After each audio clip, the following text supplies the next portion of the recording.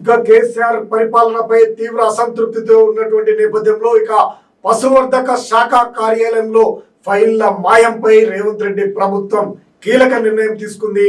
ఇక గొర్రెల పంపిణీ వ్యవహారంలో అక్రమాలు జరిగాయని గత ప్రభుత్వంలో అధికారులపై ఆరోపణలు వచ్చాయి. ఏడుకొండలనే రైతు ఫిర్యాదుతో గచ్చిబౌలిలో కేసు కూడా నమోదైంది. ఈ కేసును ఏసీబీకి బదిలీ చేస్తూ రాష్ట్ర ప్రభుత్వం ఉత్తర్వులైతే జారీ చేసింది. నాంపల్లి పశుసంవర్ధక శాఖ కార్యాలయంలో ఫైళ్ల మాయంపై తెలంగాణ ప్రభుత్వం కీలక నిర్ణయం తీసుకుంది. గొర్రెల పంపిణీ వ్యవహారంలో అక్రమాలు జరిగాయని అధికారులపై ఆరోపణలు వచ్చాయి. దీనికి సంబంధించి గచ్చిబౌలిలో కేసు కూడా నమోదైంది. గతంలోనే గొర్రెల పంపిణీలో అక్రమాలపై 2 కేసులు నమోదయ్యాయి.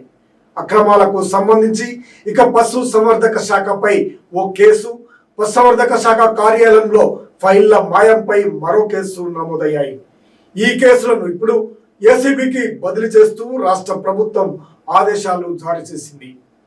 గొర్రెల పంపిణీపై ఏడుకొండలనే రైతు ఇచ్చినటువంటి ఫిర్యాదు మేరకు డిసెంబర్ 26న గచ్చిబౌలిలో పోలీస్ స్టేషన్లో కేసు నమోదైంది.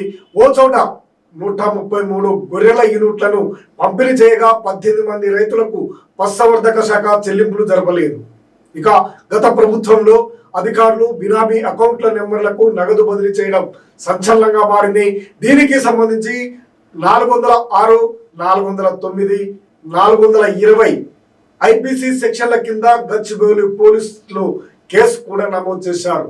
ఈ నేపథ్యంలో ఇక పశుసంవర్ధక శాఖకు సంబంధించినటువంటి అధికారులపై ఇక ప్రజాప్రతినిధులపై కేసులు నమోదు చేసి పూర్తి విచారణ చేయడానికి ఏసీబీకి అప్పగించడం జరిగింది రాష్ట్ర ప్రభుత్వం. దీంతో పశుసంవర్ధక శాఖలో జరిగినటువంటి అక్రమాలపై, అవినీతిపై అనేకమైనటువంటి గొర్రెల పేరుతో గొర్రెల పెంపకందారులకు ఇవ్వకుండా దళారుల పాలైనటువంటి సొమ్మును ప్రభుత్వం ఎట్టకేలకు వెలికి తీయాలని చూస్తా ఉంది. అవినీతి మయమైనటువంటి గొర్రెల పంపిణీలో జరిగినటువంటి అవకతవకలపై పూర్తి దృష్టిని సారించి ప్రభుత్వం ఇక చర్యలు తీసుకోవడానికి నడుం బిగించింది.